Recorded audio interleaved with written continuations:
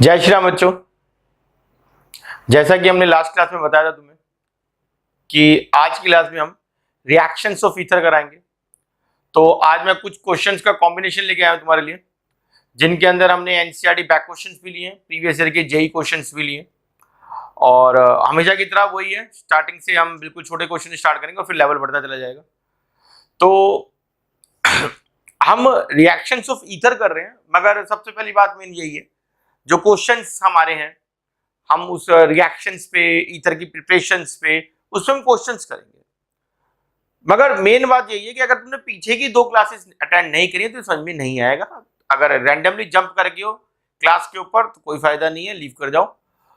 अगर तुमने पीछे की दोनों ईथर वाली क्लास ले रखी है, जिनमें मैंने एक में प्रिपरेशंस कराई थी, एक में रिएक्शंस कराई थी, तो आज हम उसकी प्रैक्टिस कर लेंगे क्वेश्चंस की। ये NCERT questions plus JEE questions दोनों है। तो पहले क्वेश्चन से स्टार्ट करते हैं। पहला क्वेश्चन है हमारा, ये है, इन तीनों में अगर HI डाला जाए तो क्या होगा। तीनों में अगर HI डाला जाए तो क्या होगा। तो मैंने बताया था शायद तुम्हें कि ईथर जो है वो एक ही रिएक्शन करता है HI के साथ रिएक्शन करता है। HI जाता है उसको तोड़ देता है। अब वो टूटेगा कहां से, इसी की सारी कहानी है। तो हमने ये पढ़ा हुआ है पिछली क्लास के अंदर कि HI जब भी जाएगा इनके अंदर तो HI में पहले H जाके लग जाएगा। अब पहले H जाके लगेगा तो ऑक्सीजन के वो लोन पेयर पे लगेगा। तो मैंने तुम्हें याद कराया था ये कि अगर तुम्हारा ईथर प्राइमरी है, जैसे कि तुम देख पा रहे हो, ये जो तुम्हारा ईथर है ये प्राइमरी ईथर है, मतलब एक तरफ यहां से भी प्राइमरी और यहां से भी प्राइमरी है। तो क्या होगा, पहले H लगेगा, उसके बाद क्या होगा, ये I माइनस आके लगेगा, रिएक्शन SN2 की तरफ चलेगा, SN2 के हिसाब से चलेगा। अब पहले H प्लस आके लग गया, मैंने बताया था कि हमेशा हाइट H प्लस प्रोटोन, या तो मतलब उसकी दो तीन फेवरेट साइट होती है, या तो वो ऑक्सीजन के लोन पेयर पे लग जाएगा प्रोटोन, या वो नाइट्रोजन के लोन पेयर पे लग जाएगा, या वो पाई बॉन्ड पे लग जाएगा। अब ईथर के केस में वो ऑक्सीजन का लोन पेयर पकड़ लेते, जाके H प्लस जाके उस पे लग जाता है। अब I माइनस नहीं आना, I माइनस देखिएगा भैया मैं यहां से जाऊं या यहां से जाऊं, इस पे आके लग जाऊं या इस पे आके लग जाऊं, क्योंकि रिएक्शन SN2 होता है, याद करो, तो वो छोटे की तरफ जाके लगने की कोशिश करेगा और फाइनली ये बॉन्ड यहां से टूटेगा। यहां से भी टूट सकता है लेकिन यहां से टूटेगा, रीजन में बता दिया। और क्या होगा, ये वाला एल्कोहल अलग हो जाएगा और यहां पर आके I लग जाएगा। ये बड़ा छोटा सा क्वेश्चन है और बहुत बच्चे डायरेक्ट कर देते हैं, इतना लॉजिक लगाने की तुम्हें जरूरत नहीं है। अगर तुम्हें प्रैक्टिस हो चुकी है तो बिल्कुल सिंपल सी बात है, मैंने तुम्हें लास्ट क्लास में समझाया था। अगर प्राइमरी है छोटे पे I, बड़े पे OH, सेकेंडरी है छोटे पे I, बड़े पे OH, टर्शरी है तो पंगा होता था, क्योंकि प्राइमरी सेकेंडरी दोनों SN2 पे चलते थे। लेकिन अगर टर्शरी हो तो पंगा हुआ करता था, क्योंकि मैंने बताया था कि टर्शरी में क्या होगा, रिएक्शन SN1 चल पड़ेगा, और SN1 चल पड़ेगा तो क्या होगा, ये कार्बोकेटायन बन के टूटेगा और इसमें क्या होगा, छोटे का मेरा मतलब यहां पर है प्राइमरी सेकेंडरी पे। तो जो ये वाला हिस्सा है इस पे OH लग जाएगा, जैसे यहां पर छोटे पे I लग गया था, लेकिन अब यहां पर इस पे OH लग जाएगा और जो बड़े वाला टर्शरी कार्बोकेटायन है इसके ऊपर फाइनली I लग के आएगा। मैंने इन क्वेश्चंस की पूरी डिटेलिंग, पूरा मैकेनिज्म लास्ट क्लास में तुम्हें समझाया था और उसमें यही बताया गया था कि भैया अगर ऐसा हो, प्राइमरी हो तो छोटे पे I, सेकेंडरी हो छोटे पे I, और अगर टर्शरी हो तो बड़े पे I लग जाता है, क्योंकि रिएक्शन SN1 चल पड़ता है। और मैंने बहुत अच्छा समझाने की कोशिश भी करी थी कि भैया ये कोई एक्सेप्शंस नहीं है, ये कुछ अलग नहीं हुआ, ऐसा ही होता है, ऐसा होना ही चाहिए। टर्शरी कार्बोकेटायन स्टेबल होता है, सबको पता है, और टर्शरी कार्बोकेटायन अगर स्टेबल होता है, जहां पर कार्बोकेटायन होता है वहां पे SN1 चलता है, तो सबको पता है। तो ये कोई एक्सेप्शन नहीं है, ऐसा ही होना चाहिए था। अब ये देखो, अब ये अच्छा, हाँ ये एनसीईआरटी क्वेश्चंस है, ये एनसीईआरटी क्वेश्चंस है, मेरे अपने मन के क्वेश्चन नहीं है, ठीक है। तो ये आसान लग रहे हैं, मुश्किल लग रहे हैं, एनसीईआरटी क्वेश्चन है, तुम देख लो। अब ये क्वेश्चन है, ये भी एक ईथर है, सबको दिख रहा है, इसमें कह रहे हैं इसमें HI डाल दो, अब क्या होगा। तो तुम्हें क्या करना है, इसमें भी HI डाल दो। तुम्हें अपना बेफालतू में दिमाग नहीं लगाना। अब देखो छोटा कौन सा है, बच्चा कह सकता है कि सर जी ये छोटा लग रहा है, ये पे ज्यादा कार्बन लग रहा है। मैंने कहा था मेरे छोटे का मतलब क्या है कि प्राइमरी कहां पर आ रखा है, देखो ये प्राइमरी है, CH2 यहां पर प्राइमरी है, यहां तो वो इससे जुड़ा हुआ ना, तो क्या होगा,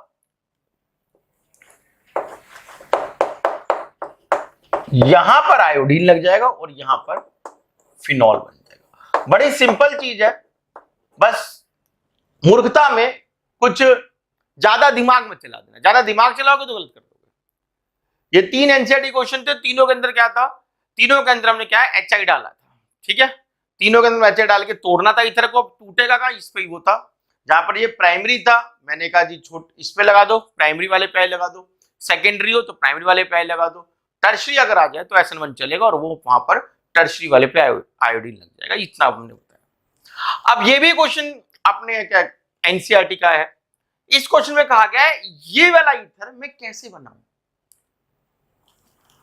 विलियमसन सिंथेसिस में इस ईथर के लिए स्टार्टिंग चीजें क्या लूं। अब देखो कहना क्या चाहते हैं, कहना ये चाहते हैं, देखो हम सबको पता है, हो ये भी सकता है कि मैं ये सेट ले लूं, यहां पर ONA लूं, यहां पर NO2 लूं और उसमें CH3I जोड़ दूं, ये हो सकता है कि हम ये करने की कोशिश करें जिसमें NaI निकल जाए और ये बन जाए, एक ये भी हो सकता है। कुछ बच्चे कहेंगे ऐसा कर लेते हैं, ऐसा करने की जरूरत है क्या, ऐसा करो क्या कि यहां पर आयोडीन लो, यहां NO2 लो, जरूरी नहीं है ना कि यहां पर ONA हो, यहां पर आयोडीन हो और जो दूसरा बनता है CH3 उसमें ONA हो।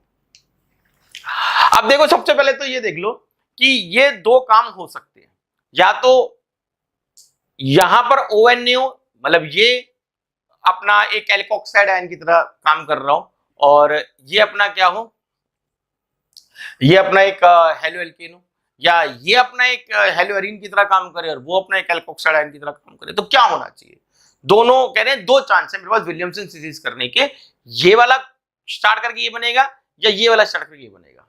तो बड़ी छोटी चीज है लेकिन बहुत ही इंपॉर्टेंट चीज है, हम सबने पढ़ा हुआ था, नहीं याद है तो फिर से सुन लो, फर्स्ट क्लास में डिस्कस करा मैंने, हम सबने पढ़ा था कि विलियमसन सिंथेसिस जो होता है वो SN2 मैकेनिज्म होता है, ये न्यूक्लियोफिलिक सब्स्टिट्यूशन है, पॉइंट लिखते रहो, ये एक न्यूक्लियोफिलिक सब्स्टिट्यूशन। दूसरा पॉइंट, न्यूक्लियोफिलिक सब्स्टिट्यूशन तो हेलोअरीन्स करती ही नहीं है, हेलोअरीन्स तो नहीं करते, हमने क्वेश्चन पढ़ा हुआ haloarenes are less reactive toward nucleophilic substitution reaction, बहुत कम करते हैं, ठीक है। और जब मैंने बोल दिया ये SN2 रिएक्शन फॉलो करता है विलियमसन सिंथेसिस, तो SN2 मैकेनिज्म के लिए क्या होना चाहिए, हेलोअरीन्स के ऊपर स्टीरिक हिंड्रेंस कम से कम होना चाहिए। अब स्टीरिक हिंड्रेंस कम कहां होगा, यहां पर स्टीरिक हिंड्रेंस कम है इसके ऊपर या यहां पर कम है, ऑब्वियस सी बात है यहां पर कम है, ये नहीं होगा, ये वाला फैक्टर है। देखो फिर से सुन लो, फिर से सुन लो, दो तरीके से कर सकते हो। पहली बात तो अगर मैं बेंजीन के ऊपर आयोडीन लगा देता हूं तो ये एक हेलोअरीन बन जाएगा, हेलोअरीन न्यूक्लियोफिलिक सब्स्टिट्यूशन करते ही नहीं है, बहुत रेयर केस में करते हैं। एक बात तुम्हें ये नहीं समझ में आया, दूसरी तरीके समझो कि भैया रिएक्शन SN2 होना चाहिए, और SN2 होने के लिए क्या होना चाहिए, SN2 होने के लिए जो हेलो एल्केन है जिसपे हेलोजन लगा हुआ है उसके ऊपर स्टीरिक हिंड्रेंस कम से कम होना चाहिए। तो अगर मैं इसके ऊपर बेंजीन से जोड़ दूंगा स्टीरिक हिंड्रेंस ज्यादा होगा, मिथाइल जोड़ दूंगा स्टीरिक हिंड्रेंस कम होगा। दोनों ही फैक्टर मुझे कहते हैं कि भैया ये वाला बेटर है, ये वाला बेटर बिल्कुल नहीं।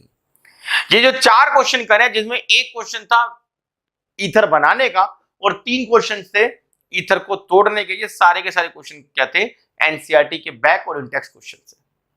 ये जो क्वेश्चन मैंने लिखा है ये क्वेश्चन है 2017 जेई मेन का, ये या 2017 जेई मेन का है, और ऐसे हर सेट में एक क्वेश्चन आता है, ऑनलाइन पेपर होते हैं पता बहुत सारे सेट होते हैं, हर सेट में एक चीज के ऊपर एक क्वेश्चन था और लगभग मिलते जुलते लेकिन आंसर अलग अलग, लॉजिक अलग अलग सब में, ठीक है। अब जरा इसको ध्यान से देखो ये क्या कहना चाहता है, क्वेश्चन को ध्यान से देखो, अगर तुम समझ पा रहे हो तो यहां पर एक बहुत अच्छा लॉजिक लगा रहे हैं, ये एक हेलो एल्केन है, ठीक है, और यहां पर क्या है, यहां पर एक, अगर तुम समझ पा रहे हो तो यहां पर एक एल्कोक्साइड आयन है, यहां पर क्या है, क्या लिखा है इसने, यहां इसने लिखा है कि हमारे पास क्या है, टर्ट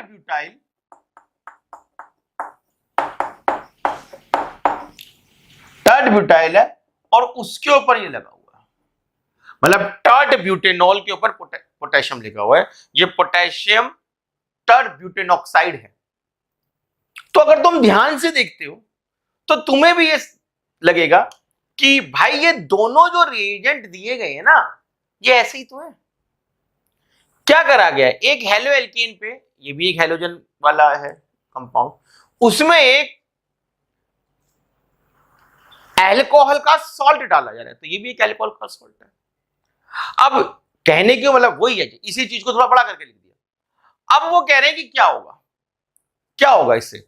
तो हमारा दिमाग क्या कहता है, हमारा दिमाग सबसे पहले ये कहता है कि यार इसमें विलियमसन सिंथेसिस कर देते हैं। तो विलियमसन सिंथेसिस करने के लिए हमारा दिमाग क्या कहेगा कि देखो यहां पर ध्यान सुनते रहो, आयोडीन हटके ये पूरा लग गया ना पार्ट, तो वो कहेंगे बीआर हटके ये पूरा पार्ट लग जाएगा, ओ ब्यूटाइल लग जाएगा। अब इसमें मुझे दिख भी नहीं ऑप्शन कि ब्रोमीन लग के ये लग गया, ब्रोमीन हटके ये लग गया, हमें दिख भी रहा है। अच्छा, फिर हम अपनी खोपड़ी लगाते हैं, SN2 के अंदर क्या होता है, ये SN2 के अंदर ना इन्वर्जन होती है, तो जो भी ये होगा उससे उल्टा बनने के चांस आ जाएंगे। हम अपने बहुत सारे तर्क लगा देते हैं, मगर हम एक बात भूल जाते हैं कि भैया ये जो चीज है, ये एलिमिनेशन भी तो कर सकती है। हेलो एल्केन में KOH अल्कोहलिक नाम की चीज सुनी होगी तुमने। हेलो एल्केन में KOH अल्कोहलिक क्या करा करता था, एलिमिनेशन करता था। तो क्या पता ये एलिमिनेशन कर दे। और अगर तुम ध्यान से ऑप्शंस देखते तो तुम्हें ऑप्शन भी ऐसे लिखेंगे। ये तीन तो देखो इसने क्या बनाया, वो कह रहा है कि डेक्स्ट्रो वाला ईथर बन जाएगा, एक कह रहा है लीवो वाला ईथर बन जाएगा, एक कह रहा है प्लस माइनस मतलब दोनों का एक रेसिड्यू मिक्सचर बन के आ जाएगा, एक कह रहा है जी कुछ नहीं बनेगा, ईथर भीतर कोई विलियमसन सिंथेसिस नहीं होगी, एलिमिनेशन हो जाएगी। अब वो कह रहा है बताओ क्या होगा। तो भाई सिंपल सीधी बात है, इसको अलग से नोट कर लेना। क्या तुम्हें ये बताया गया, देखो बार बार देखो, इस चीज को समझने के बहुत तरीके हो सकते हैं, तुम्हें कौन सा सेट हो जाए तुम देख लो। मैंने अभी क्या बोला, क्या मैंने बोला, रिएक्शन ना SN2 चलता है, रिएक्शन विलियमसन सिंथेसिस SN2 चला करता है, और जब SN2 चला करता है तो ये वाला जो होता है हेलोजन वाला जो पार्ट होता है वो छोटे से छोटा होना चाहिए। और हमने अपनी एनसीईआरटी भी पढ़ा हुआ है, जगह पे लिखा हुआ है सब्स्टिट्यूशन वर्सेस एलिमिनेशन, उसमें साफ लिखा हुआ है कि अगर बेटा टर्शियरी हो गया ना, जो ये हेलोजेंस है, ये जो हेलोजन वाला पार्ट है ये टर्शियरी हो जाए, या कोई भी ऐसी चीज है जिसका कार्बोकेटाइन स्टेबल हो जाए, वो सब्स्टिट्यूशन की जगह एलिमिनेशन पे जोड़ देता है, वो एलिमिनेशन करता है, वो एल्कीन बनाता है। या दूसरी भाषा में तुम्हें ऐसे ही पता होना चाहिए कि ये जो है ये एक बहुत ही स्ट्रॉन्ग बेस है। ये स्ट्रॉन्ग बेस क्यों है, क्योंकि भाई ये टर्शियरी वाला है, तीन सारे मिलके इस पे क्या कर रहे हैं, नेगेटिव, ये भी इलेक्ट्रॉन देगा, ये भी इलेक्ट्रॉन देगा, ये भी इलेक्ट्रॉन देगा, ऑक्सीजन पे नेगेटिव क्रिएट कर देगा। तो जो भी इस तरह के पंदे होते हैं ना, वो विलियमसन सिंथेसिस नहीं करते, वो सब्स्टिट्यूशन नहीं करते न्यूक्लियोफिलिक, वो एलिमिनेशन पे ज्यादा जोर देते हैं। तो ये सिर्फ जो है वो कंफ्यूजन के लिए, आंसर अपना यही है कि भैया एलिमिनेशन हो जाएगा। ये कोई सब्स्टिट्यूशन नहीं करेंगे, ये कोई विलियमसन सिंथेसिस नहीं करेंगे, क्योंकि ये टर्शियरी वाला है, और इस तरह के बंदे क्या करते हैं, एलिमिनेशन पे जोर देते हैं। ये एनसीईआरटी में एक पेज लिखा हुआ है, पता नहीं वो जो बॉक्स बना के लिखे ना मोर टू नो वाले पे, उसमें लिखा हुआ है सब्स्टिट्यूशन वर्सेस एलिमिनेशन। उसमें साफ साफ लिखा हुआ है कि अगर प्राइमरी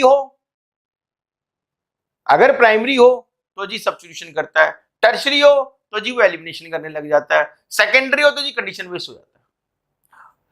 जिसका कार्बोकेटाइन स्टेबल हो वो जल्दी एलिमिनेशन करने की कोशिश करेगा। भैया कार्बोकेटाइन स्टेबल मुझे दिख रही है कि तुम्हारे बेंजीन तुमने लगा रखा है, यहाँ पे अगर कार्बोकेटाइन बनेगा तो क्या होगा, वो रेजोनेंस स्टेबलाइज हो जाएगा, तो इसलिए ये एलिमिनेशन कर रहेगा। और मैंने जैसे बताया कि 2017 के जेईई में इस तरह के बहुत सारे क्वेश्चन आए, ठीक, तो मैं एक दो क्वेश्चन तुम्हारे को और करा रहा हूं इसी तरह के, इन सब चीजों के कंसेप्ट के ऊपर बेस्ड होकर। किसी में सब्स्टिट्यूशन मतलब ऐसे कंडीशन क्रिएट करी होंगी कि सब्स्टिट्यूशन लग रहा है, किसी में ऐसी कंडीशन क्रिएट कर दी एलिमिनेशन लग रहा है। अब बच्चे को बताना चाहिए कहां सब्स्टिट्यूशन लगेगा, कहां एलिमिनेशन लगेगा। ठीक है, आगे चलते हैं। देखो बच्चों, जो ये क्वेश्चंस हैं, ये दो जेईई के क्वेश्चंस हैं और एक ये IIT एडवांस का क्वेश्चन है। एक बार एक एक करके देखते हैं, और सब में एक जैसे ही लॉजिक लगेंगे, बस डरावने क्वेश्चन बना दिए गए थोड़े से। अब इस क्वेश्चन में क्या बोला गया, कह रहे इन चारों में से ऐसा कौन सा कंपाउंड है ABCD में से जो जब इससे रिएक्ट कर जाए तो ब्रोमीन वाटर को डीकलराइज नहीं कर पाए। क्वेश्चन समझो ध्यान से, इन चारों में से ऐसा कौन सा कंपाउंड है जो जब इससे रिएक्ट करे तो ब्रोमीन वाटर को डिक्लोराइज नहीं कर पाए। अब सबसे पहली बात तो तुम्हें यह पता होना चाहिए कि ब्रोमीन वाटर को डिक्लोराइज करता कौन है। तो यार 10वीं से पढ़ते आ रहे हैं, ब्रोमीन वाटर को डिक्लोराइज हमारे करते हैं double bond, triple bond, alkene, alkyne, मतलब पाई बॉन्ड। तो वो कह रहा है कि इनमें से कौन सा, इन शॉर्ट इनमें से कौन सा बंदा ऐसा होगा जिसमें पाई बॉन्ड नहीं होगा, यही बोल रहा है ना वो। तो एक मतलब से वो यही तो कह रहा है कि इनमें से कौन सा बंदा ऐसा होगा जो इससे रिएक्ट करने के बाद एलिमिनेशन नहीं दिखाएगा, यही क्वेश्चन हुआ। क्योंकि अगर एलिमिनेशन दिखा दिया तो पाई बॉन्ड आएगा, और अगर पाई बॉन्ड आ गया तो ब्रोमीन को डिक्लोराइज करेगा, ब्रोमीन वाटर को डिक्लोराइज करेगा। समझ में आई मेरी बात? अगर एलिमिनेशन दिखाया तो पाई बॉन्ड आएगा, और अगर पाई बॉन्ड आया तो क्या होगा, ब्रोमीन वाटर को डिक्लोराइज करेगा। तो कह रहे हैं इनमें से कौन सा ब्रोमीन वाटर को डिक्लोराइज नहीं कर पाएगा, मतलब इनमें से कौन सा एलिमिनेशन नहीं करेगा, या सिंपल भाषा में इनमें से कौन सा विलियमसन सिंथेसिस करेगा। सिंपल बात, क्योंकि जो विलियमसन सिंथेसिस करेगा वो क्या करेगा, वो तो ईथर बनाएगा, सब्स्टिट्यूशन कर जाएगा वो तो। और जो विलियमसन सिंथेसिस नहीं करेगा वो एलिमिनेशन करेगा, और एलिमिनेशन करते ही पाई बॉन्ड आएगा, पाई बॉन्ड आते ही ब्रोमीन वाटर डिक्लोराइज हो जाएगा। तो मेरे ख्याल से क्वेश्चन समझ में आ गया होगा। अब देखो जरा पिछले क्वेश्चन का ज्ञान यहां पे लगा दो। मैंने पिछले क्वेश्चन में क्या बोला, क्या कि देखो सबसे पहली बात तो यहाँ पे तुम्हें हैलोजेंस दिख रहे हैं, और यहाँ पर तुम्हें एक एल्कोक्साइड दिख रहा है। अब एल्कोक्साइड तुम कहोगे यार एल्कोक्साइड तो यहाँ पे वही वाला है, टर्शरी वाला, और आपने बताया था क्या कि जो वो होते हैं एल्कोक्साइड होते हैं वो एलिमिनेशन कराते हैं, तो सारी एलिमिनेशन करेंगे, ठीक है। मगर मैंने वहाँ पे एक बात और भी बताई थी, तभी मैंने कहा था दोनों तरह से समझ लो। वहाँ पे मैंने एक बात और भी बताई है कि बेटा जो टर्शरी वाले होते हैं वो सिर्फ एलिमिनेशन करते हैं। अगर हेलो एल्केन टर्शरी वाले हो तो फिर सिर्फ क्या करते हैं, एलिमिनेशन करते हैं। प्राइमरी वाले हो तो सब्स्टिट्यूशन करते हैं, सेकेंडरी वाले मिक्सचर बना देते हैं, यही बोला मैंने। तो अब देखो ये क्या है, ये सेकेंडरी वाला है। हेलो एल्केन क्या है, ये तो भाई सेम ही है ना सब में। ये हेलो एल्केन क्या है, ये सेकेंडरी वाला है। अब ये सेकेंडरी वाला है तो मतलब ये तो एलिमिनेशन कर सकता है, तो ये तो डबल बॉन्ड बना सकता है, तो ब्रोमीन वाटर डिक्लेयर कर सकता है। ये क्या है जी, ये भी वैसा ही है, तो ये भी नहीं होगा।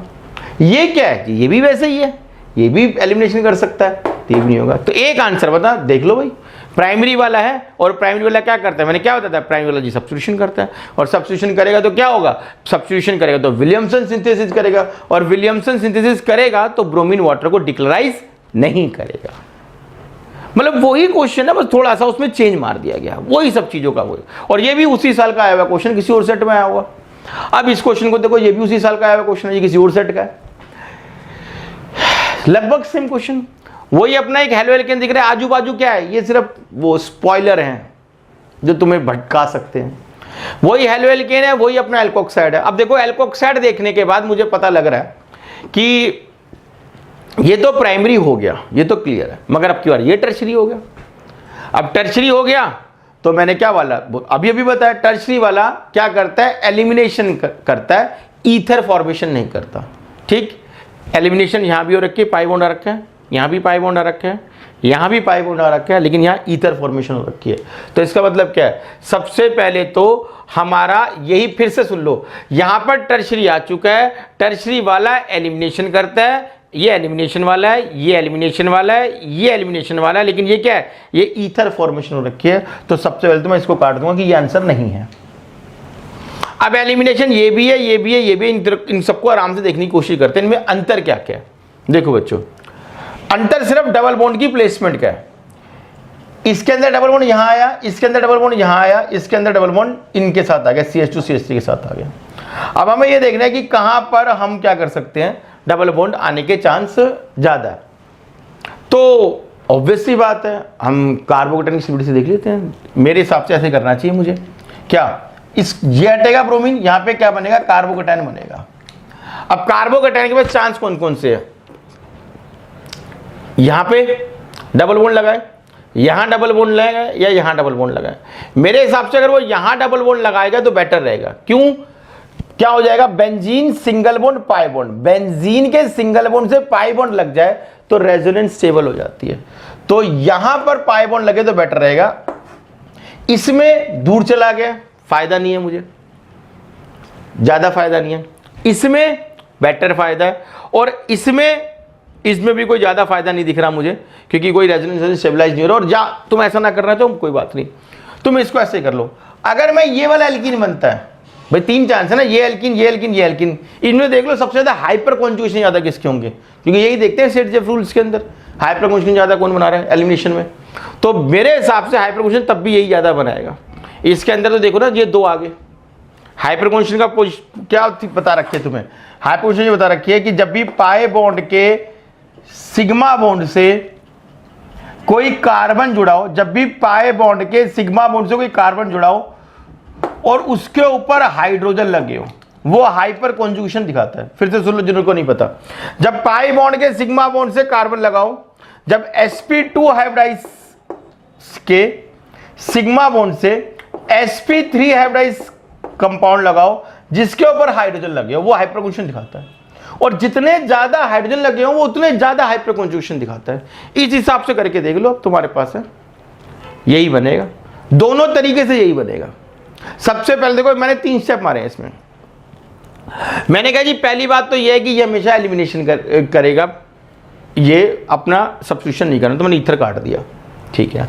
अब एलिमिनेशन में मैंने कहा जी 3 जगह में बॉन्ड दिख रहा है मुझे, डबल बॉन्ड, या तो यहां लग रहा है, या यहां लग रहा है, या यहां लग रहा है, यही 3 ऑप्शन बना रखे हैं। मुझे ये डिसाइड करना कहां लगेगा डबल बॉन्ड, तो मैंने कहा यहां लगेगा।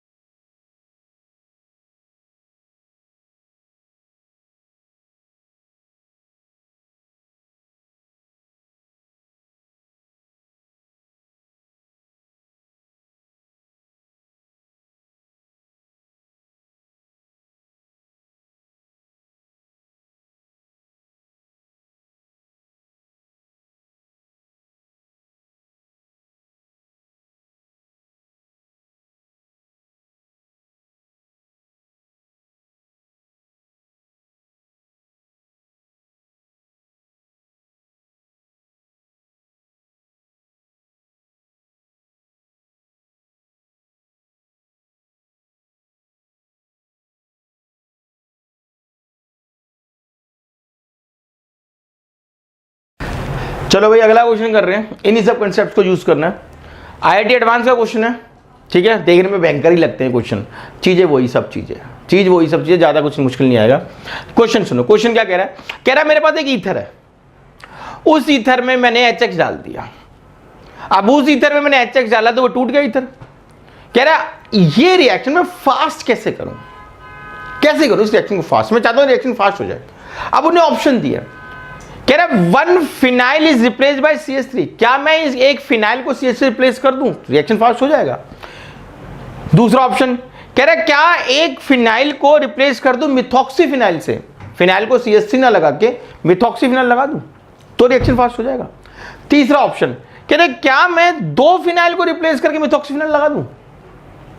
चौथा ऑप्शन क्या ऐसे ही छोड़ दूं, ऐसे ही बहुत फास्ट है, इससे ज्यादा कोई चेंज करूंगा तो पंगा हो जाएगा। 4 ऑप्शन दिए, क्वेश्चन समझना ही मेन है। क्वेश्चन को पहले समझो, जैसे देखो यहां पर भी एक बहुत अच्छा क्वेश्चन का बेस बनाया गया, समझाया गया, उसमें बहुत सारी चीजें लगी इस क्वेश्चन में भी। इस क्वेश्चन में भी तुम ध्यान से देखो क्वेश्चन कहना क्या चाहता है। क्वेश्चन ये कहना चाहता है कि भैया ये एक ही तरह है, मैं HX डालता हूं, रिएक्शन कुछ होता है, इस रिएक्शन को फास्ट कैसे करूं, क्या हटाऊं क्या लगाऊं कि रिएक्शन फास्ट हो जाए, या कुछ ना करूं। कह रहा है इसकी जगह मिथाइल लगा दूं, या इसकी जगह मिथॉक्सी फिनाइल लगा दूं, या 2 हटा के फिनाइल फिर मिथॉक्सी फिनाइल लगा दूं, या कुछ ना करूं, क्या करूं मैं। तो सबसे पहले शांत होकर सोचो ये हो क्या रहा है। एक टर्शरी ईथर है, एक तरफ से प्राइमरी ईथर है, उसको HX जाके तोड़ा जा रहा है। अभी बताया मैंने कि जब भी ऐसा होता है तो क्या होता है, बड़े पे हेलोजन लग जाता है, टर्शरी पे हेलोजन लग जाता है, छोटे पे OH लग जाता है, और रिएक्शन SN1 फॉलो करता है। भाई ये बताना, इन तरह के रिएक्शन को करने का एक ही तरीका है, क्या मैकेनिज्म पता होना चाहिए। तो रिएक्शन SN1 चलेगा, हमें ये पता है एक बात। दूसरी बात हमें ये भी पता है रिएक्शन SN1 चलने के लिए कार्बोकेटायन बनता है, ठीक है। तीसरी बात हमें ये भी पता है रेट डिटरमाइनिंग स्टेप सबसे स्लोएस्ट स्टेप होता है, मतलब कार्बोकेटायन बनना ही सबसे स्लो होगा, उसको तुमने किसी तरह से फास्ट कर दे रिएक्शन फास्ट हो जाएगा। और ये यही कह रहा है, बताओ रिएक्शन कैसे फास्ट करूं। तो हमारे पास एक टारगेट होना चाहिए, क्या, कार्बोकेटायन कैसे स्टेबल करूं मैं। वंस मोर, ये रिएक्शन SN1 होता है, SN1 कार्बोकेटायन पे चलता है। अगर मैं चाहता हूं ये रिएक्शन को फास्ट करना है तो मुझे बस क्या देख रहे हैं कि कार्बोकेटायन कैसे सबसे ज्यादा से ज्यादा स्टेबल बन सकता है, ठीक है। अब सोचो अगर मैं फिनाइल की जगह CH3 लगा दूं तो क्या कार्बोकेटाइन, मतलब देखो ऐसा हुआ होगा ना, जब ये टूटेगा तो यहां पे कार्बोकेटाइन बना होगा। अब ये कार्बोकेटाइन के CH3 लगाने फास्ट हो सकता है? सोचना भी मत, क्या फायदा है CH3 लगा के? यहां पर तो अभी बेंजाइल कार्बोकेटाइन बना हुआ ना, वो तो रेजोनेंस स्टेबलाइज होता है। CH3 लगाए मेरे को क्या फायदा? तो भैया पहला ऑप्शन तो कर दो गलत, पहला ऑप्शन तो बिल्कुल ही नहीं है। CH3 लगाए मुझे कोई फायदा नहीं हो रहा। CH3 लगा के इस बेंजाइल कार्बोकेटाइन क्या फायदा होगा? अभी तो फिलहाल तो इसमें खूब भयंकर रेजोनेंस चल रही है। मैं CH3 लगा तो रिएक्शन और स्लो हो जाएगा, कार्बोकेटाइन कम स्टेबल होगा। तो भाई पहला नहीं है, पहला नहीं है, पहला नहीं है। ठीक है, वो कह रहे हैं क्या मैं एक फिनाइल की जगह मिथॉक्सीफिनाइल लगा दूं? तो यार अगर मिथॉक्सीफिनाइल लग गया तो कार्बोकेटाइन स्टेबल तो हो जाएगा। क्यों? Because of plus are effect, electron donating group है, इलेक्ट्रॉन देगा और जब इलेक्ट्रॉन देगा तो पैरा पे जाएगा और उस पर स्टेबल कर देगा उसको। ये तो बढ़िया है, बढ़िया चीज है। ऐसा होगा तो ज्यादा अच्छा है। तीसरा ऑप्शन क्या है कि ऐसे दो लगा दूं? यार दो लगा दे तो और भी बढ़िया हो जाएगा। ये दो लगा दे तो और भी बढ़िया हो जाएगा ना। और चौथा ऑप्शन नो चेंज, नहीं जी तीसरा ऑप्शन बढ़िया है, दो लगाओ इसको, दो लगाते के साथ ही क्या हो जाएगा? कार्बोकेटाइन स्टेबल हो जाएगा और ज्यादा कार्बोकेटाइन स्टेबल हो जाएगा तो क्या होगा? रिएक्शन फास्ट हो जाएगी। तो इन सारे ही क्वेश्चन में तुम देखो वही सब कंसेप्ट लग रहे हैं जो तुम्हें पिछले क्लास में समझाया गया है। बड़ी छोटी सी क्लास थी पिछली क्लास की, कैसे रिएक्शन करता है ईथर, मगर उस पर देखो तुमने काफी क्वेश्चंस तुमने कर लिए। और तुम देखो ईथर में कुल मिला के 3 रिएक्शन थे। एक तो एसिड की एसिड वाली डिहाइड्रेशन करा के उसको ईथर बनाना, दूसरा विलियमसन सिंथेसिस और तीसरा ईथर को तोड़ना। मगर उन्हीं से कितने बढ़िया क्वेश्चंस बने हुए हैं। तो इसी तरह के और क्वेश्चंस तुम्हें और प्रीवियस ईयर क्वेश्चंस मिल जाएंगे, एनसीईआरटी में मिल जाएंगे, तुम उसको क्वेश्चंस कर लो। मेरे ख्याल से नहीं अटकेंगे, अटके तो भैया हमें बता सकते हो, हमें सॉल्व करवा देंगे। तो फिर मिलते हैं भाई अगली क्लास में, और नया टॉपिक करेंगे और क्वेश्चंस करेंगे, नया टॉपिक उठाएंगे, उनके फिर क्वेश्चंस करेंगे। जब तक के लिए जय श्री राम।